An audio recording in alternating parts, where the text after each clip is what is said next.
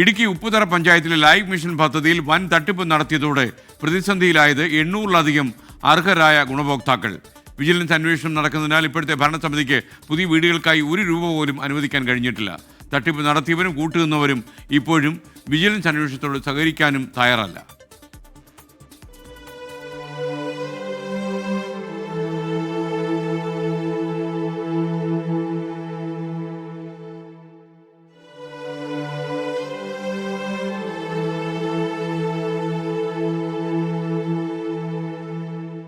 ഇത് പ്രകാശ് ഒരു കാൽ മുറിച്ചു കളഞ്ഞ ആളാണ്. 2018 പ്രളയത്തിൽ വീട് തകർന്നതോടെ വാടക വീട്ടിൽ താമസിക്കുന്നു. 6-ാം വാർഡിലെ ഗുണഭോക്തൃ ലിസ്റ്റിൽ 1-ാം സ്ഥാനക്കാരൻ. പക്ഷേ വീടില്ല.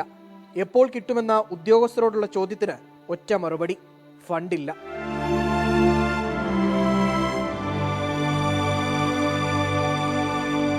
%60 വികലാംഗനായ ഞാൻ പല പ്രാവശ്യം ഈ സർട്ടിഫിക്കറ്റും കൊണ്ടുകൊടുത്ത് എൻ്റെ ദയനീയാവസ്ഥ ഞാൻ പറഞ്ഞു. പക്ഷേ അവർ പരിഗണിച്ചിട്ടില്ല. നമുക്കവിടെ ചെന്ന് കയറിയാൽ നമ്മളോട് മൈൻഡ് ചെയ്യാൻ പോലും അവർക്ക് ബുദ്ധിമുട്ടാണ്. എവിടെയെങ്കിലും നനയാതെ കയറി കിടക്കണം. ഇതല്ലാതെ എനിക്ക് മറ്റൊരു ആവശ്യമില്ല.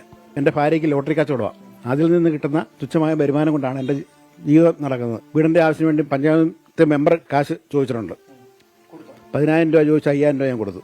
അന്നേരം എൻ്റെ അതേ ഉണ്ടായിരുന്നുള്ളൂ. എനിക്ക് വീട് തരുന്നതിന് വേണ്ടി പഞ്ചായത്ത് കമ്മിറ്റിയിൽ അല്ലെങ്കിൽ പഞ്ചായത്ത് ഉദ്യോഗസ്ഥന്മാരോട് പുള്ളി അക്ഷരം വേണ്ടിയിട്ടില്ല ഇതുവരെ. മരുന്നൊക്കെ വാങ്ങിക്കുന്നത് വളരെ ബുദ്ധിമുട്ടാണ്. പക്ഷേ ആരോടും ചോദിക്കത്തില്ല.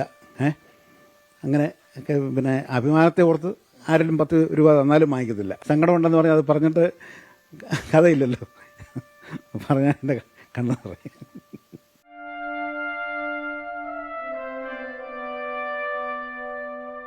ഇപ്പോഴത്തെ ഭരണസമിതിക്ക് 1566 അപേക്ഷകളാണ് ലൈഫ് മിഷനിൽ ലഭിച്ചത്.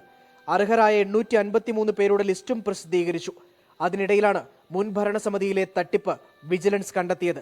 ഇപ്പോഴത്തെ ലിസ്റ്റിലുള്ളവർ പോലും അന്വേഷണം തീരുന്നതിനായി കാത്തിരിക്കണം.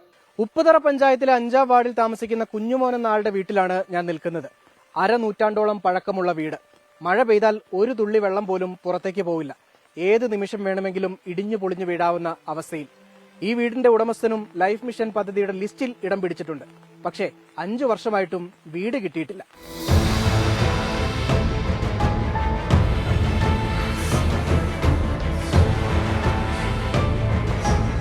ജീവിതം 45 വർഷമായിട്ട് ഇങ്ങനെ തന്നെയാണ്. വീഴുവോ ചോദിച്ചാൽ നമുക്കൊന്നും പറയാൻ പറ്റത്തില്ല. നല്ല മഴ പെയ്താൽ പോവും അവസ്ഥയിലാണ് ഇപ്പം നിൽക്കുന്നത്. ശരിക്കും പേടിയുണ്ട് പിള്ളേരെ കിടക്കാനായിട്ട്. തരാന്ന് പറയുന്നുണ്ട്. ലിസ്റ്റ് പേരുണ്ടെന്നും പറയുന്നുണ്ട്.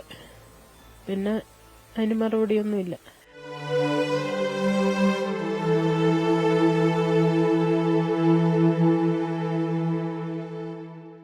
അനർഹരെ തേടിപ്പിടിച്ച് ലൈഫ് മിഷൻ പദ്ധതിയിൽ വീട് നൽകാൻ വെമ്പൽ കൊള്ളുന്ന അധികൃതരെ നിങ്ങൾ ഈ പാവപ്പെട്ട അർഹരായവരുടെ കണ്ണുനീർ കാണാതെ പോകരുത്.